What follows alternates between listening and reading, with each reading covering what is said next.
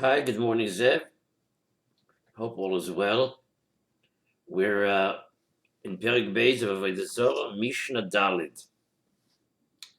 This Mishnah continues with the Inyonim that we've been learning, and it lists other items, other items of Avodah Zarah, other items of idolaters, from which a Jew may not derive hana, from which a Jew may not derive benefit.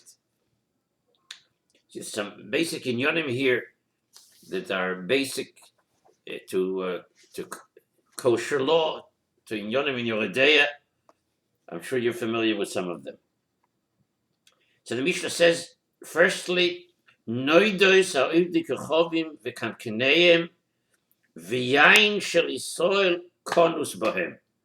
Wine of a Jew that is being kept in the wineskins or in the earthenware jugs of Avodah Zarah, of Avodah Zarah, which, in other words, were previously used for storing forbidden wine, wine of Avodah Zarah. Says the Mishnah, Asurin v'Isuran Isurano. They're prohibited for use, and the prohibition against this use is also Isur Ano. Asurin, you may not use them. V'Isuran Isurano. That is, not only may we not drink the wine because we may not have other benefit from it, but we also may not have other benefit from it. We may not have any other kind of hana, such as selling the wine to an Avodah Zarah. Why is this? This is the basic reason here. The reason is because the walls of the kli, the walls of the vessel, had previously absorbed flavor, the tam, from the idolater's forbidden wine. And later, when the Jews' wine is stored in this utensil, we say that the wine absorbs from the tam that is also from the also diketam, making the Jews' wine forbidden. Here we'll stop and explain something which is very basic to understand this inyan and other inyanim that are interrelated in Yoredeya. The Meiri explains it very well, and he says that when flavor of a forbidden food enters a kosher food, it can cause the kosher food to become forbidden as well. For example, if a pot was used for non-kosher food, so the flavor, the tam of the non-kosher food, the flavor of the davar asur will enter the walls of the pot. If kosher food is later cooked in this very same pot, so the tam, the flavor of the davar asur, the flavor of the non-kosher food, will be drawn out from the walls of the pot into the kosher food, thereby making it also. Now, generally, though, the flavor of cold foods will not be absorbed into the walls of the utensil in which they are held, because what draws out the flavor is the heat, is the boiling, is the cooking, is the grilling.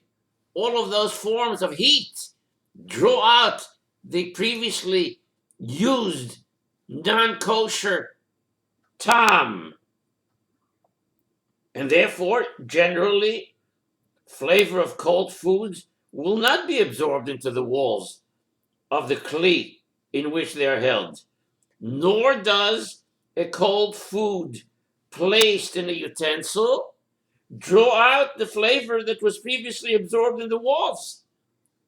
A davar kar, something cold, can't draw out the flavor of the davar asur that previously was cooked into this pot, because the cold can't draw out the flavor. Our Mishnah here is talking about an exception to this rule. The rule being heat draws out, cold does not draw out. Here we find the well-known exception. That is, when wine is stored in a utensil for 3 days or longer, when wine is stored in a utensil for 3 days or longer, in such a case, the flavor of the wine will be absorbed into the kli even without heat. That's the exception. And therefore, afterwards, when the Jew stores his wine in this utensil, the forbidden taste of the osodika wine will come out of the walls of the utensil and enter the Jew's wine, making it also. That's pshat here in the Mishnah. Asurin v'isuran isuran no divrei Rab Meir. These are the words of Rab Meir. Rab Meir holds that both the item itself is also, and there is also an isur no. The Chachamim say, ein isur no. The prohibition against using the wine is not a prohibition against deriving any benefit from it. And rather, therefore, according to the Chachamim, only the drinking of the wine is also. Let's understand this better. Although the Chachamim agree that if a Jew stores wine in such a kli, we may not drink the wine because of the forbidden flavor that was released into it, they took a more lenient position in regard to deriving hano. Favos, why are they more lenient? Because they hold that since there's no actual wine mixed in, just its flavor, they did not forbid the wine that was stored in these utensils for benefit. No isur hano, which means further that the prohibition will no longer apply both according to Rab Meir as well as to the Chachamim if either one, the utensils were empty for 12 months after their last use, because then we say, both according to Rab Meir and the Chachamim, that the wine evaporated, that the flavor dissipated, it was lost, it's gone. And secondly, not only if it's not in use for 12 months, but secondly, if one follows the cleaning process of filling the utensils with water and keeping the water there for 3 separate 24-hour periods, and then emptying them out between each time, that will also subsequently allow the use of this previously osodike kli. Says the Mishnah weiter, another machlokes of Rab Meir and Chachamim, achatzanim ve'azagin shelo kachovim asurim. The grape pits and the grape skins of Avodah Zarah,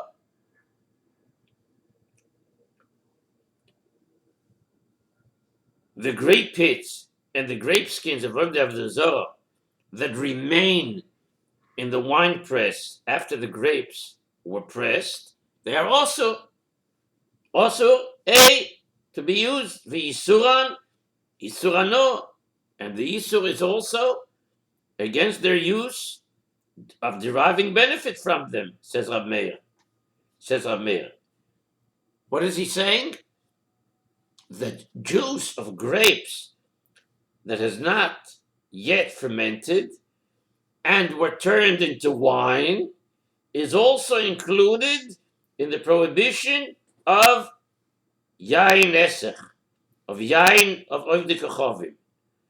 According to Rab Meir, the pits and the skins of the grapes, even when they are dry, important point, even when they are dry, are considered halachically equivalent to the juice that was pressed from them. Being that they are, says Rab Meir, products of the wine-making process So according to Rab Meir, whatever is included in the winemaking process is also. And therefore, since the juice pressed for them is also, the pits and the skins are equally also, even if they are already dry, and certainly if they are still moist.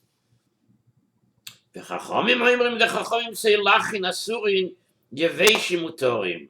The Chachamim again are makel and say that moist grape pits and moist grape skins are also because they still contain juice. But if they are dry, yeveshin, if they are dry, mutalin. If they're dry, say the Chachamim, they're mutter, because no forbidden juice is left in them.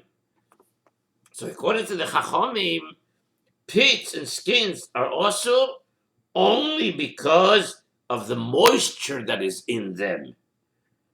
That makes them also. It makes them also because if they're moist, they are just like the grape juice itself. After 12 months have passed, the moisture has already dried up, and they're therefore permissible even for eating, according to the Chachamim.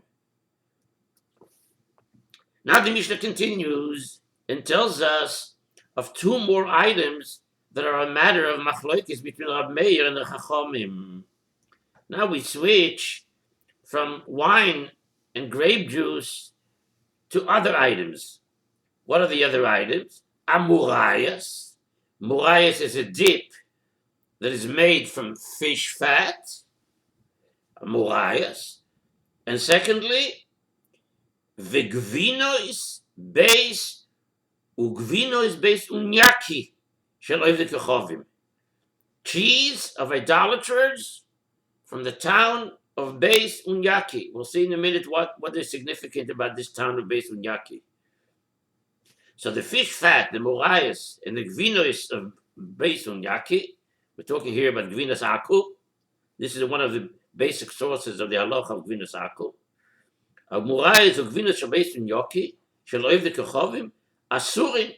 They are prohibited, and their prohibition against their use is a prohibition against having benefit from them, because we're concerned that they may contain products of idolaters that are forbidden for benefit. Divrei Rab Meir, azay zok Rab Meir, the Chachamim say, ein isuran isur no. The isur does not, their prohibition does not prohibit deriving benefit from them. It's only also to eat them, according to the Chachamim. Let's understand what's happening here. Murayas is prohibited, is also because the Kechovim, the idolaters, would often mix their forbidden wine into this fish fat. At Murayas, that's simple. They would mix wine into it to enhance its flavor and also to remove its foul smell. Now, cheese from Beis Unyaki is also because it might have been produced with rennet from the stomach of a calf that was brought as an offering to Avodah Zarah. So the reason for this concern is because most calves in Beis Unyaki were brought as offerings to Avodah Zarah. Now, in actuality, while most calves in Beis Unyaki were brought as offerings to Avodah Zarah, but most animals were not. And therefore, most rennet was from a permissible source. But nevertheless, as a general rule, Meir is concerned for even a small chance that as long as there is a distinct possibility that it exists, he answers it. And therefore, the fact that most calves in Beis Unyaki were offered is enough for Rab Meir to prohibit the cheese, period. But the Chachamim, the Chachamim hold that since the wine is added to the morayos only to counteract the fishy smell of the product and doesn't really add flavor per se, so the morayos is, according to the Chachamim, mutar behano. Nevertheless, the morayos may not be eaten because the wine does improve it in some way. May not be eaten, but it's not also behano. Now, what about, according to the Chachamim, the cheeses of Beis Unyaki? As far as the cheeses of Beis Unyaki are concerned, the Chachamim are not concerned that they may have been produced with rennet of a forbidden calf, since most animals there are not brought as offerings to Avodah Zarah, and therefore it's permissible to derive benefit from this cheese. Nevertheless, according to the Chachamim as well, all cheeses of Avodah Zarah are prohibited for eating, as we'll see elaborated in the next Mishnah. As we'll see elaborated in the next Mishnah. The next Mishnah will be a great elaboration on the issue of Gvinas Akum. Okay, we'll just do this one Mishnah today because it was somewhat extensive.